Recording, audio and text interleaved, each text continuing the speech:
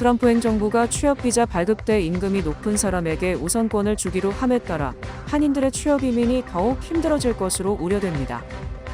뉴욕 시내 불법 이민자 유입에 대한 불만을 품은 한 남성이 맨해튼 곳곳에 폭탄을 살포한 혐의로 기소됐습니다. 오는 9월 새 학기부터 뉴욕시 모든 공립학교에서 스마트폰 사용이 전면 금지됩니다. 연방항소법원이 출생시민권을 금지하는 도널드 트럼프 대통령의 행정명령에 대해 위헌 판결을 내렸습니다.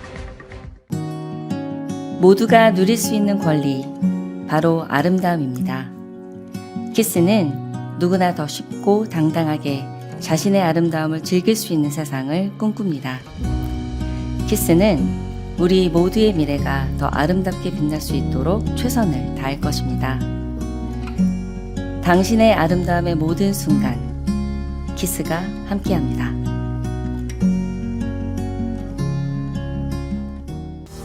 PCB의 능력이 나의 능력으로 이어집니다. 내가 만난 새로운 능력, PC빌리티, PCB뱅 제공입니다. 트럼프 행정부가 취업비자 발급 때 임금이 높은 사람에게 우선권을 주기로 함에 따라 한인들의 취업 이민이 더욱 힘들어질 것으로 우려됩니다.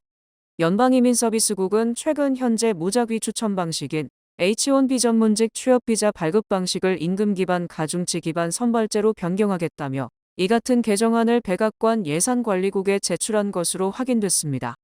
정확한 내용은 알려지지 않고 있지만 트럼프 일기 때 검토됐던 임금이 높은 신청자에게 가산점을 부여 우선적으로 H-1B 비자를 받게 하는 방식이 유력한 것으로 알려졌습니다. 특히 이 같은 개정안의 명칭 역시 임금 기반의 가중치 부여 선발제로 확인돼 월급 많이 받는 사람부터 H-1B를 받게 되고 저임금 직종 등은 사실상 취업비자를 받지 못할 것으로 보입니다. 한인 취업비자 신청자 역시 미국 대기업은 극소수에 불과하며 한인 관련 기업 등에서 스폰서를 받아 취업비자를 신청하는 경우가 많으므로 개정안이 시행된다면 취업비자 발급이 하늘의 별따기가 될 것으로 보입니다. 또 한인들의 미국 이민 대부분이 가족 초청 형식이 아닌 취업비자 발급 뒤 영주권 취득으로 이어진다는 점에서 미국 이민도 크게 줄어들 것으로 전망됩니다.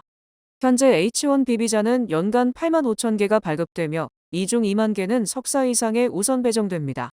또 대부분의 취업비자가 대형 IT 기업에 우선 배정되는 상황에서 고임금 위주가 되면 사실상 대기업 외에는 취업비자 발급은 불가능하게 됩니다. 뉴욕 시내 불법 이민자 유입에 대한 불만을 품은 한 남성이 폭탄을 제조하고 맨해튼 곳곳에 설치한 혐의로 기소됐습니다.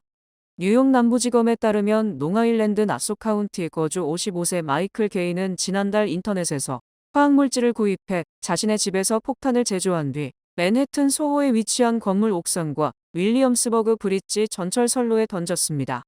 다행히 인명피해가 발생하기 전에 당국은 개인을 검거할 수 있었지만 수많은 생명을 위협했다고 남부지검은 말했습니다. 개인은 7개의 폭발물을 만들었고 5개는 맨해튼 소호 건물 옥상에 1개는 전철선로에 던진 것으로 조사됐습니다.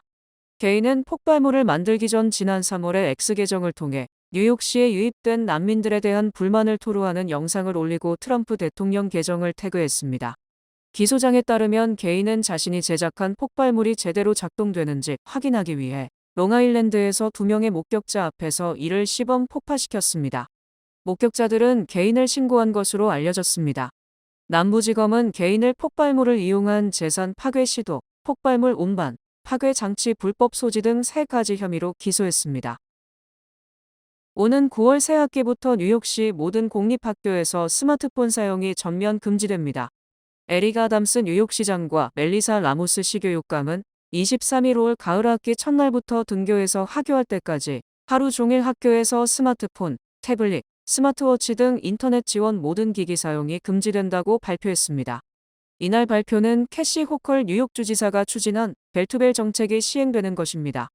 이 정책에 따라 킨더가든부터 고등학교 12학년까지 모든 학생들은 수업시간 및 점심시간, 자유시간 등 등교하는 순간부터 하교까지 인터넷이 지원되는 개인기기를 사용할 수 없습니다. 이로써 뉴욕시는 9월 4일부터 시작되는 새 학기부터 1,600개에 달하는 공립학교에서 이 정책이 일제히 시행됩니다. 주정부는 이번 정책 시행을 위해 뉴욕시 공립학교에 430만 달러의 예산을 지원했습니다. 각 학교는 응급 경우를 대비해 학부모와 자녀 간 연락 방법을 마련할 예정입니다. 연방항소법원이 출생시민권을 금지하는 도널드 트럼프 대통령의 행정명령에 대해 위헌 판결을 내렸습니다. 샌프란시스코 제9순회항소법원은 23일 재판관 2대1의 의견으로 출생시민권 금지에 대한 트럼프 대통령의 행정명령을 1심과 같이 위헌으로 판단했습니다. 항소법원은 지방법원은 미국에서 태어난 많은 사람의 시민권을 부정하는 행정명령이 위헌적이라는 결론을 올바르게 내렸다며 우리는 이에 전적으로 동의한다고 밝혔습니다. 이날 항소법원 판결은 지난달 28일 연방대법원이 해당 행정명령의 전국적 효력 정지를 제한하는 결정을 내린 이후 항소법원이 트럼프 행정명령의 합법성 여부를 판단한 첫 사례입니다. 앞서 연방대법원은 한 개 법원이 연방정부 정책의 효력을 미 전역에서 중단하는 가처분 결정을 내릴 수 없다며 효력 중단 가처분 결정은 소송을 제기한 원고에만 해당하고 미국 전역에 적용되는 게 아니라고 판단한 바 있습니다. 다만 대법원은 출생시민권 금지 자체의 위헌 여부는 판단하지 않았습니다. 로이터 통신은 이번 판결로 대법원에서 트럼프 대통령의 행정명령에 대한 위헌 여부가 신속하게 다뤄질 가능성이 커졌다고 전망했습니다. 최고급 스파로 유명한 뉴저지 엣지워터의 한인 운영 스파에서 마사지사가 여성 고객을 마사지하다 성추행을 한 혐의로 검찰에 체포, 기소됐습니다. 버겐 카운티 검찰은 지난 3일 뉴저지주 티네커주 55세 한인 남성이 지난 6월 3일 자신이 마사지사로 근무하는 뉴저지주 엣지워터의 소주 스파클럽에서 여성 고객을 마사지하다 성추행을 한 혐의로 체포했다고 밝혔습니다. 검찰은 6월 3일 사건 발생 뒤 검찰과 엣지워터 경찰 당국이 약 한 달간 조사를 벌였으며 마사지사인 한인 남성이 여성성인 고객을 성추행을 한 사실이 밝혀냈다고 말했습니다. 특히 검찰은 지난 7월 2일 수요일 이 한인 남성을 엣지워터에서 체포, 2급 성추행 혐의로 기소하고 버겐 카운티 구치소에 수감했다고 설명했습니다. 검찰은 추가로 조사를 진행 중이며 유사한 피해를 입거나 사건에 관한 정보를 가진 사람들은 제보를 해달라고 요청했습니다. 또 버겐 카운티 구치소는 이 남성이 지난 7월 2일 수감됐다가 7월 8일 오후 6시 49분 석방됐다고 밝혔습니다. 이처럼 버겐 카운티 검찰이 한인 스파에서 성추행 사건이 발생했다고 발표함에 따라 미국 언론들은 일제히 이를 대서특필했습니다. 뉴저지 최대 언론 매체 중 하나인 NJ.com은 지난 7월 3일 뉴저지 엣지워터의 최고급 스파인 소조 스파클럽에서 마사지사가 여성 고객을 성추행한 사건이 발생, 55세 남성 아무개 씨가 2급 성추행 혐의로 체포됐다고 보도했습니다. 피해 여성은 형사사건과는 별개로 마사지사는 물론 스파 측을 상대로 거액의 손해배상 소송을 준비 중인 것으로 알려졌습니다. 트럼프 행정부의 불체자 체포 및 추방 정책으로 지난달 초 하루 체포자가 1000명을 돌파하는 등 정점을 찍은 것으로 집계됐습니다. 영국 일간지 가디언은 비영리단체 추방 데이터 프로젝트가 정보공개법에 의거 입수한 자료에 따르면 연방이민세관 단속국의 불체자 체포 건수는 올해 1월 20일 트럼프 취임 직후 및 5월 21일 체포 목표 상향 지시를 계기로 불체자 체포가 급증했다고 보도했습니다. 가디언은 지난해 6월 말부터 트럼프 2기 취임 전까지는 불체자 체포 건수가 하루 250명에서 300명 정도에 불과했지만 취임 직후 몇 주 만에 3배 이상 급증했습니다. 특히 백악관과 국토안보부가 지난 5월 21일 불체자 하루 체포 목표를 3,000건으로 올리라고 지시하자 6월 초 하루 평균 체포 건수가 1,000건 수준에 달한 것으로 집계됐습니다. 지난달 초 1,000건은 목표치 3,000건의 3분의 1에 불과하지만 5월 평균 하루 체포 건수보다는 1.4배 늘어난 것이며 지난해 6월보다는 3.7배나 많은 것입니다.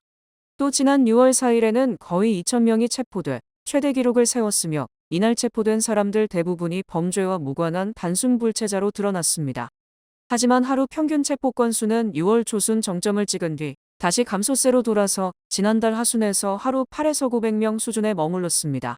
이에 대해 가디언은 트럼프 행정부가 범죄 전과자 등 미국을 위태롭게 만드는 불법 체류자를 체포, 추방할 것이라고 주장했지만 결과는 이와 다르다고 지적했습니다. 한편 연방이민세관 단속국이 구금 중인 불체자 등은 지난해 6월 말부터 트럼프 취임 때까지는 4만 명에 조금 못 미쳤으나 올해 6월 26일 기준 5만 8,100명에 달했습니다.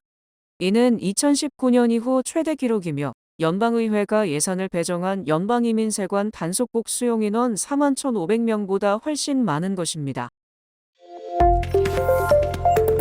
이스라엘계 재학생에 대한 괴롭힘 행위를 방치했다는 혐의를 받은 명문 컬럼비아대가 천문학적인 벌금을 납부하기로 했습니다. 컬럼비아대가 도널드 트럼프 행정부와의 협상을 통해 벌금 2억 달러를 내기로 했습니다. 트럼프 행정부와의 합의를 통해 컬럼비아대는 매년 12억 달러가 넘는 연방 보조금을 다시 받을 수 있게 됐습니다. 또한 컬럼비아대는 교내 유대 혐오 행위를 근절할 조치들을 이행하고 입학 사정과 채용 과정에서 인종을 고려하는 관행도 중단키로 약속했습니다. 컬럼비아대는 연방정부와 공동으로 독립감시인을 선정한 뒤 6개월마다 합의 이행 진척 상황을 보고하기로 했습니다. 이에 따라 트럼프 행정부는 컬럼비아대를 상대로 진행했던 6건 이상의 민권법 위반 혐의 조사를 종결하기로 했습니다. 클레어 시프먼 컬럼비아대 총장 직무대행은 트럼프 행정부와의 합의에 대해 대학의 핵심 가치를 지키면서도 연방정부와의 본질적인 연구 협력이 정상화될 수 있도록 신중하게 마련됐다고 설명했습니다. 합의서에는 컬럼비아대의 학문적 독립성을 유지한다는 조항도 포함된 것으로 알려졌습니다. 연방정부가 교수 채용이나 입학 사정, 학문적 표현의 내용에 관여할 권한이 없다는 내용이 명시됐다는 것입니다. 또한 합의서에는 컬럼비아대가 위법 행위를 인정하는 것은 아니라는 문구도 포함됐습니다. 컬럼비아대와 트럼프 행정부의 합의는 향후 유사한 사안의 협상 모델로 활용될 전망입니다. 일본이 미국과의 무역협상의 타결, 자동차 관세를 50%나 줄였지만 한국 정부는 주요 장관들이 대거 미국에 파견됐지만 상무장관과 국무장관 등 카운터파트의 얼굴조차 보지 못하는 등 난조를 보이고 있습니다. 위성락 국가안보실장이 대미 협상에서 이렇다 할 성과를 보이지 못하고 있다는 우려가 제기된 가운데 이번 방미에서도 카운터파트인 마르코 루비오 국무장관을 만나지도 못하고 발길을 돌린 것으로 드러났습니다. 위성락 국가안보실장은 지난 21일 오후 백악관 웨스트윙에서 루비오 국무장관을 만나기로 하고 약속된 시간에 방문했지만 루비오 장관은 트럼프 대통령 면담을 이유로 위 실장을 만나주지 않은 것으로 확인됐습니다. 위 실장은 이미 여러 차례 미국을 방문했으나 성과를 내지 못했다며 언론의 질타를 받은 것을 의식, 이번에는 본인이 직접 나서서 서면 브리핑을 통해 루비오 장관의 보좌관 등을 만났으며 앞으로 유선협의, 즉 전화로 협의를 하겠다고 해명했습니다. 하지만 언론은 물론 더불어민주당 내부에서도 국가안보실장 무능론이 광범위하게 확산돼 조만간 경질될 가능성이 크다는 분석이 지배적입니다. 또 구윤철 경제부총리 겸 기획재정부 장관은 내일 25일 워싱턴 DC에서 스캇 베슨트 재무장관 등을 만나기로 했으나 베슨트 장관 측에서 긴급한 일정으로 이를 전격 취소, 만남이 무산됐습니다. 특히 국무총리는 미국으로 떠나기 위해 인천공항에서 대기하다 미국 측으로부터 면담 무산 통보를 받고 발길을 돌린 것으로 밝혀졌습니다. 즉 루비오 국무장관, 베슨트 재무장관 등 미국 주요 장관들이 모두 한국 측과의 만남을 기피하는 것으로 협상에서 상대를 극한 상태까지 몰아붙이는 트럼프 대통령식 압박 전술로 풀이됩니다. 하지만 역대 정부 중 미국으로부터 이처럼 외면당한 것은 처음이어서 극단의 대책이 없는 한 당분간 한미 관계가 크게 경색될 것으로 우려됩니다. 연준의 금리 결정 회의가 일주일 앞으로 다가온 가운데 트럼프 대통령이 오늘 연준을 전격 방문, 금리 인하를 위한 극도의 압박 작전을 펼침에 따라 과연 연준이 트럼프의 압력에 굴복할지 주목됩니다. 백악관은 23일 브리핑에서 트럼프 대통령이 24일 오후 워싱턴 DC에 위치한 연준 본부를 방문할 예정이라고 밝혔고 트럼프 대통령의 기준금리 인하 요구에도 불구하고 금리 동결을 고수하고 있는 파월 연준 의장을 만날지에 대해서는 밝히지 않았습니다. 트럼프 대통령은 최근 금리 인하를 압박하면서 만약 연준 의장이 연준 본부 개보수공사에서 예산을 흥청망청 탕진한 사실이 발견된다면 해임 사유에 해당될 수도 있다고 경고했었습니다. 트럼프 대통령은 연준 개보수공사가 논란이 되는 상황에서 연준 본부를 직접 방문하는 것은 사실상 이 보수공사에 대한 직접 감사에 나서는 것으로 비춰지면서 파월 연준 의장을 비롯한 연준 집행부에게는 감당하기 힘든 압박이 될 것으로 전망됩니다. 트럼프 측 인사들은 파월 의장이 금리 인하를 거부하자 연준 개보수 비용이 당초 18억 달러에서 7억 달러나 늘어났다며 일제히 이에 대한 공격을 펼치고 있으며 어쩌면 트럼프의 연준 방문은 연준 공격에 마침표를 찍는 효과가 발생할 가능성도 큽니다. 연준은 오는 29일과 30일 이틀간 금리를 결정하는 연방공개시장위원회 회의를 열게 됩니다. 미국이 일본과의 무역협상에서 일본 차의 관세를 50% 인하하기로 함에 따라 일본 차의 미국 시장 장악이 더욱 가속화되는 결과를 초래 트럼프 행정부가 산토끼를 잡으려다 집토끼를 놓치는 실수를 범했다는 지적이 일고 있습니다. 뉴욕타임스는 미국이 수입차에 대해 25% 관세를 부과하는 반면 일본 차에 대해서는 이를 50% 이하의 12.5% 관세를 부과, 기존 관세 2.5%를 보태더라도 15%를 적용받게 된다고 보도했습니다. 이에 따라 일본 차는 현대기아차를 비롯한 다른 외국산 수입 자동차들보다 절반이나 적은 관세를 납부함에 따라 거꾸로 그 차익만큼 가격 경쟁력을 가지게 됨으로써 미국 시장 점유율이 더 높아질 것으로 예상됩니다. 또 제너럴 모터스, 포드, 스텔란티스 등 미국 내 3대 자동차 업체들에 대해서도 일본 차가 더욱 더 비교 우위를 점함에 따라 미국 자동차 산업계 및 노동자들이 악영향을 받을 것으로 우려됩니다. 특히 미국 내 3대 자동차 회사들은 캐나다 및 멕시코 공장에서 연간 200만 대 이상의 차량과 관련 부품을 생산, 25% 관세를 내고 미국으로 들여오고 있기 때문에 이들 두 나라에 대해서도 관세가 인하되지 않는 한 직격탄을 맞을 수밖에 없는 형편입니다. 이에 대해 3대 자동차 노동자를 대변하는 자동차정책위원회는 미국 부품이 없는 일본 수입차에 미국 부품이 많이 들어가는 북미 지역 생산 차량보다 더 낮은 관세를 부과한다면 이는 나쁜 합의라고 반발하고 나섰습니다. 또 미국 내 외국 완성차 업체들 역시 트럼프 행정부가 한국, 캐나다, 멕시코, 유럽연합과도 일본과 비슷한 관세를 부과하는 협정을 맺어야 한다고 요구했습니다. 물론 미국은 일본 수입차의 관세를 낮춰주면서 일본 자동차 시장 개방을 얻어냈지만 기존의 일본 시장 진출에 실패한 미국 업체들이 얼마나 더 많은 차를 팔 수 있을지에 대해서는 회의적 반응이 지배적입니다. 특히 일본 내 차량은 운전석이 오른쪽에 있기 때문에 미국 업체들은 새로운 생산 라인을 만들어야 하지만 판매량 증가가 확정적이지 않은 상황에서 대규모 투자는 어렵다는 지적입니다. 트럼프 대통령이 관세를 무기로 교역 상대국을 압박하자 미국에 잘 보이기 위해 너나 없이 항공기 구매에 나서면서 뜻밖에도 보잉사가 엄청난 수혜를 보고 있습니다. 인터넷 매체 악시오스는 미국 무역 상대국들이 조금이라도 더 관세율을 낮추기 위해서 보잉사 항공기 구매를 협상 카드로 제시, 보잉사의 항공기 수주량이 급증하고 있다고 보도했습니다. 트럼프 대통령은 지난 22일 일본과의 무역협상 타결을 발표하면서 일본이 보잉사로부터 항공기 100대를 구매하기로 합의했다고 밝혔습니다. 또 영국, 인도네시아 등 미국과 무역 합의에 도달한 나라들은 예외 없이 보잉 항공기를 대거 주문한다는 서면 약속을 한 상황입니다.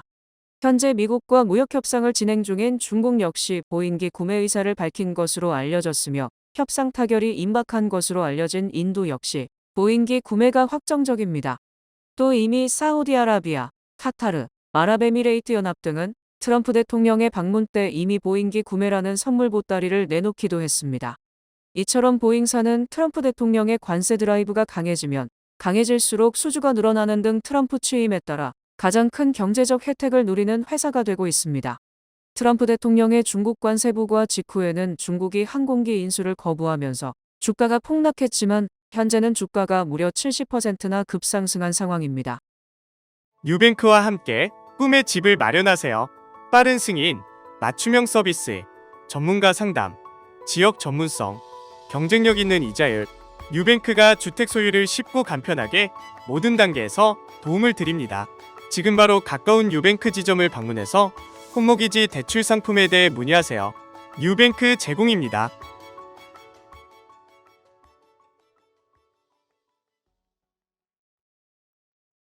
뱅크 오브 호프가 드리는 경쟁력 있는 이자율에 8개월 및 12개월 프로모 플러스 CD. 가까운 뱅크 오브 호프 지점에서 만나보세요. 이 프로그램은 최고의 금융 서비스로 당신을 존중합니다. 뱅크 오브 호프 제공입니다. 주요 단신 전해드립니다. 아이다호주에서 대학생 4명을 살해한 브라이언 코버거, 범죄학 박사과정 대학원생이 가석방 없는 사연 속 종신형을 선고받았습니다.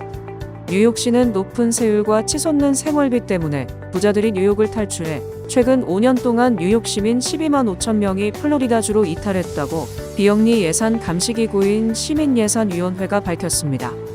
갈수록 내 집 마련이 어려워지면서 첫 집으로 구입한 주택이 연간 114만 가구로 20년 전에 비해 절반으로 줄었습니다. 한국 여권만 있으면 비자 없이 입국할 수 있는 나라가 190개국에 달하는 것으로 조사돼 한국 여권의 무비자 입국 가능 국가 수가 일본과 함께 세계 2위를 기록했습니다. 1위는 193개국을 무비자로 입국할 수 있는 싱가포르입니다. 러시아가 맥주 생산량이 1년 사이 9% 증가하고 독일은 1% 감소하여 유럽 최대 맥주 생산국으로 올랐습니다. 박찬욱 감독의 신작 어쩔 수가 없다가 내달 27일 개막하는 제82회 베네치아 국제영화제 경쟁 부문에 공식 초청됐습니다. 스페인에서 열린 에어쇼 도중 전투기가 비행 중 갈매기와 충돌해 조종석 유리가 산산조각 나는 사고가 발생했습니다. 미국 현지 생산과 판매 부진 여파로 현대차그룹이 올해 들어 지난 5월까지 미국에 수출한 전기차는 7,156대로 지난해 같은 기간에 비해 88% 줄었습니다. 날씨 전해드립니다. 목요일인 내일은 맑겠습니다. 낮 최고 기온은 97도, 최저 기온은 74도입니다. 해 뜨는 시간은 5시 46분, 해 지는 시간은 8시 19분입니다. 이상으로 주간 날씨와 세계 날씨 전해드립니다.